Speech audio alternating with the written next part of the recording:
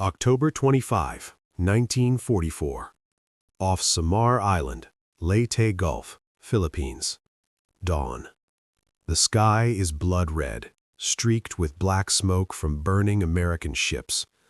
Lieutenant Junior Grade Isao Matsuo, 23-year-old kamikaze pilot of the Imperial Japanese Navy, sits in the cockpit of his Zero fighter, engine idling, canopy open.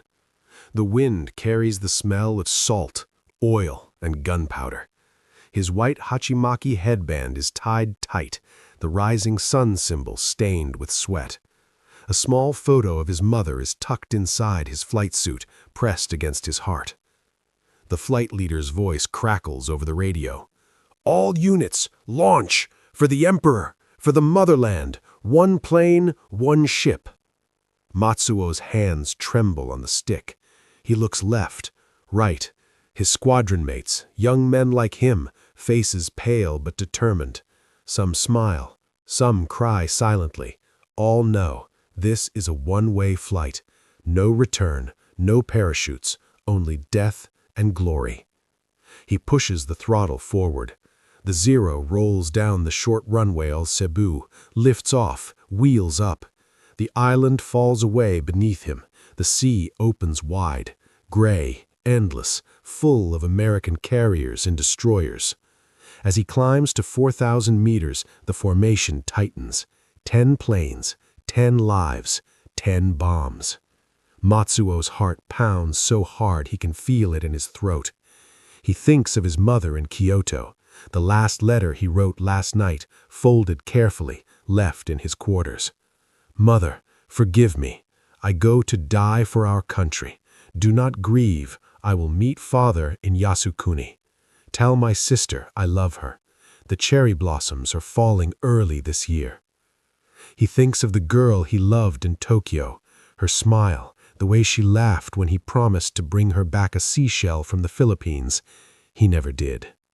The radio is alive with voices. "Enemy fleet in sight. Carriers dead ahead. Stay close. Dive as one. For the Emperor." Matsuo sees them.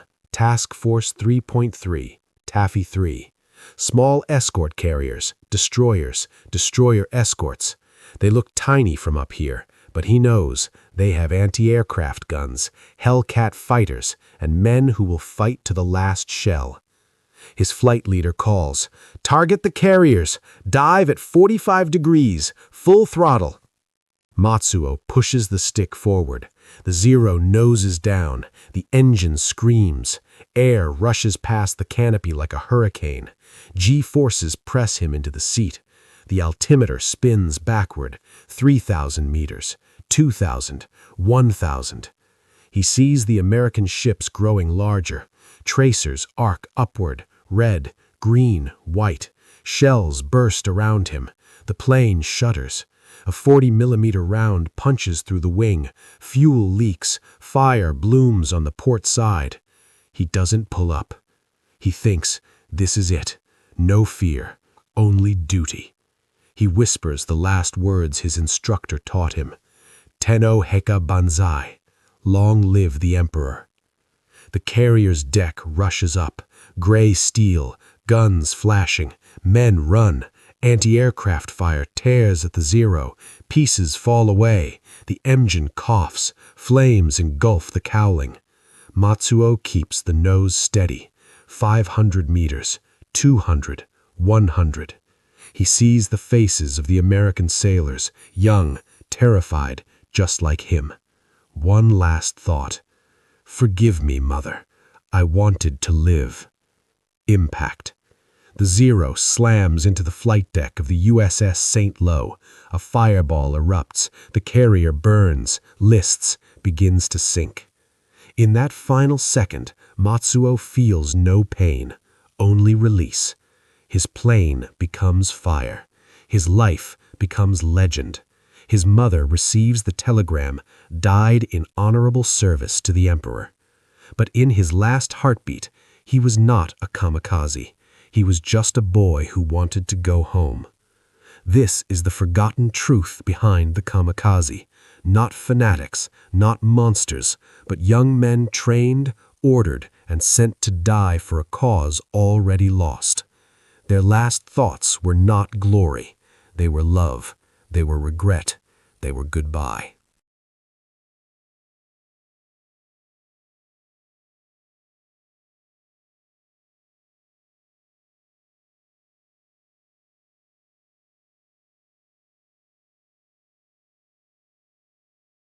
October 25, 1944. 0700 hours. 4,000 meters above Leyte Gulf. Lieutenant Isao Matsuo's Zero climbs steadily in formation with 9 others. The sun is rising behind them, turning the sea below into molten gold. The American fleet, Taffy 3, appears on the horizon, tiny white wakes, gray hulls, carriers with flight decks full of planes. The radio is alive with voices. Enemy carriers dead ahead. Target the flat tops, full speed. Remember Pearl Harbor, for the Emperor. Matsuo's hands are steady now. Fear has burned away, leaving only clarity. He adjusts the trim, checks the bomb release, feels the 250-kilogram bomb slung beneath the fuselage like a child he will never have. He thinks of his training at Tainan Air Base in Formosa. The instructor's words echo, "You are cherry blossoms, beautiful, brief. When you fall, the tree lives on." He thinks of the last night in the pilot's quarters. They drank sake, sang songs, wrote final letters. One boy, barely 18, cried openly. The others pretended not to notice. Matsuo wrote 3 letters, one to his mother, one to his sister, one to the girl in Tokyo he never told he loved. He sealed them with care, as if the words could carry his soul home. Now the formation turns east. The leader signals, "Dive, dive now." Matsuo pushes the stick forward. The Zero noses down sharply. The engine roars. Airspeed climbs, 400 kilometers an hour, 500, 600. The G-forces press him deep into the seat. The world tilts. The carrier below grows huge. The USS St. Lo, small, vulnerable, frantically launching fighters. Tracers streak upward, red, green, yellow. Shells burst around him. A 5-inch round punches through the wing. Fuel sprays. Fire licks the cowling. The cockpit fills with smoke. He doesn't pull up. He whispers again, "Tenno Heika Banzai." The altimeter spins backward. 2,000 meters, 1,000, 500. He sees the deck clearly now. Men running, guns flashing, Hellcats taking off in panic. He picks his spot, the elevator amidships, where planes are still parked. 200 meters, 100. One last thought flashes. "Mother, I'm sorry I never came home for cherry blossoms." Impact. The Zero slams into the flight deck at 500 kilometers per hour. The bomb detonates deep inside. A massive fireball erupts. The St. Lo burns, lists, begins to sink. The first American carrier ever sunk by a kamikaze. In that final fraction of a second, Matsuo feels no pain, only a strange peace. The roar fades. The fire consumes him. His name will be added to the Yasukuni shrine. His mother will receive the telegram. His sister will read the letter. The girl in Tokyo will never know. He becomes a statistic, one of over 3,800 kamikaze pilots who died in the final year of the war. One of thousands who believed they were saving Japan. But in his heart, in the last heartbeat, he was not a weapon. He was a son, a brother, a boy who wanted to live. The sea claims the burning carrier, the sky claims the boy, and the war grinds on. October 25, 1944. 0725 hours. Leyte Gulf. The USS St. Lo burns fiercely. Flames climbing the island's superstructure, black smoke boiling into the sky. Secondary explosions rock the carrier as aviation fuel and ammunition cook off. The flight deck buckles. Men jump into the sea, some burning, some screaming for help. Destroyers and destroyer escorts race in to rescue survivors, their own guns still firing at incoming kamikazes. Lieutenant Isao Matsuo's Zero is gone, vaporized in the fireball that tore open the carrier's heart. His name will be recorded in the Imperial Navy logs. Died in glorious attack against the enemy fleet. His family will receive the official notification, a small wooden box containing a lock of hair, if any remained, and the promise of eternal honor at Yasukuni Shrine. But in the quiet moments after the explosion, as the St. Lo lists and begins to sink, Matsuo is no longer a symbol. He is simply gone. In the following months, kamikaze attacks intensify. Thousands more young pilots take off on one-way missions. They strike carriers, battleships, destroyers. They sink or damage dozens of American ships. They kill thousands of Allied sailors. They delay but cannot stop the Allied advance toward Japan. Yet behind every kamikaze plane was a boy, a son, a brother. They were told they were saving Japan. They believed they were doing their duty. They were told their sacrifice would bring victory. It did not. Many left final letters, poems, photographs. Some wrote, "Please do not cry for me. I die so that my little sister can grow up in a free Japan. I wanted to be a doctor. I wanted to marry, but the emperor called. I am afraid, but I will not show it." After the war, survivors, pilots who were held back, instructors, ground crew, spoke of the tragedy. Of boys barely out of school, given only enough training to take off and crash. Of commanders who wept after sending them. Of mothers who waited for sons who never returned. Isao Matsuo's mother received his letter after the war. She read it every day until she died. She kept the photo of her son in his flight suit beside her bed. She never spoke of glory. She spoke only of love. The kamikaze did not win the war. They did not save Japan. But they left behind a truth the world still struggles to face.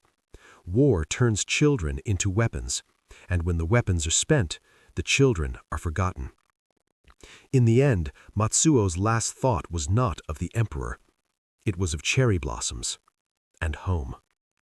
This is the forgotten revelation of the kamikaze. They were not monsters. They were boys. They were sons. They were human. And in their final dive, they carried the same hopes, the same fears, the same love as the men they were sent to kill. October 25th, 1944. Aftermath. Leyte Gulf. The USS St. Lo sinks slowly, stern first, flames licking the sea. Rescue boats circle, pulling American sailors from the water, some burned, some drowning, some simply gone. The kamikaze attack is over. The day's tally? 1 carrier sunk, several damaged, hundreds of American lives lost. But in a small house in Kyoto, Japan, a telegram arrives 2 weeks later. A mother opens the door to a naval officer in dress whites. He bows deeply, removes his cap, and speaks the words every family dreads. Your son, Lieutenant Junior Grade Isao Matsuo, died honorably in combat for the Emperor and the Empire. He is enshrined at Yasukuni. The mother takes the telegram with trembling hands. She does not cry, not in front of the officer. She bows, thanks him, closes the door. Then she collapses. She reads the letter Isao left behind, again and again. The words about cherry blossoms, the apology for not coming home, the promise to meet his father in Yasukuni. She folds it carefully, places it in a lacquered box beside his childhood photo. His sister finds her mother days later, sitting in the garden, staring at the cherry tree. The blossoms are gone. Early winter has stripped the branches bare. The mother whispers, "He wanted to see them one more time." The sister never marries. She spends her life caring for her mother. They speak of Esau often, but never of glory. Only of the boy who loved poetry, who laughed at silly jokes, who promised to bring home seashells. After the war, when Japan surrenders, when the kamikaze are remembered as fanatic symbols, the mothers and sisters remain silent. They do not speak of duty. They speak of loss. In the decades that follow, some former kamikaze pilots who were spared, those whose missions were canceled, those who returned when the war ended, speak out. They write books. They give interviews. They say, "We were children. We were told it was beautiful. We were told it was necessary, but it was only death." They visit the families of the fallen. They bow deeply. They apologize. One survivor, now old, visits Isao Matsuo's mother in the 1980s. He kneels before her. "I flew with him. He was brave. He was kind. He spoke of you every day." The mother touches his hand. She does not speak of honor. She says only, "He wanted to come home." The kamikaze did not save Japan. They did not change the war's outcome, but they left behind a wound that time has never healed. In every letter, every photo, every cherry blossom that falls too soon, they remain sons who never came home. This is the final revelation of the kamikaze pilots. They were not born to die. They were made to die. And the ones who loved them paid the price long after the fires went out.